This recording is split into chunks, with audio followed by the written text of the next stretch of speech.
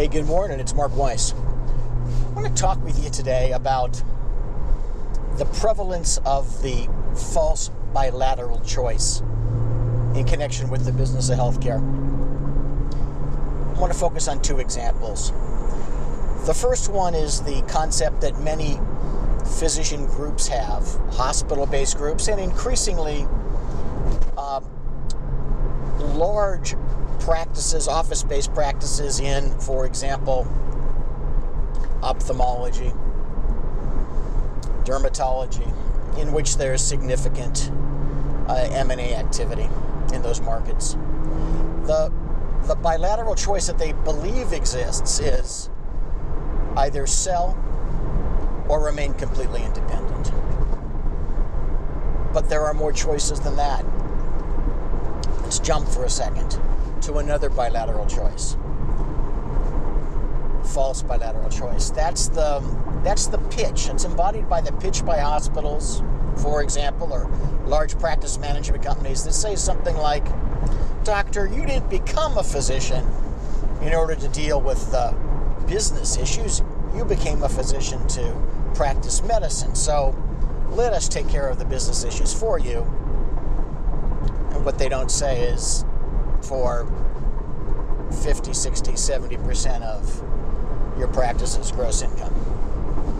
Again, the sort of false bilateral choice is that you're either going to be engaged in a practice that is solo or independent, in a sense, even if you have partners, of the hospital or independent of the practice management company, but that you are going to be saddled with some plethora of business issues, practice management issues that you're going to have to handle yourself, so you're never going to have another day off until you retire.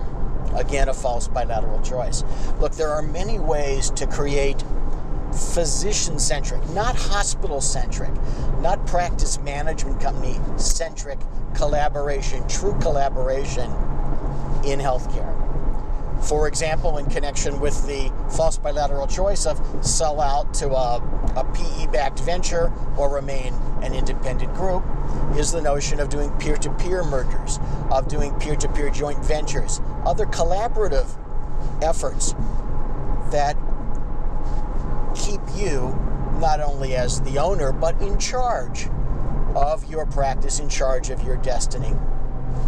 In connection with the collaborative approach, an example of a collaborative approach in respect of the come work for the hospital or remain independent, it's the notion that you could buy, in essence, on the spot market, billing and collection, practice management as a service, not as a co-owner, outside general counsel services, of course, to create that same sort of situation where you're paying attention primarily to your practice and not to management, but the managers don't own you, you own the relationship with those managers.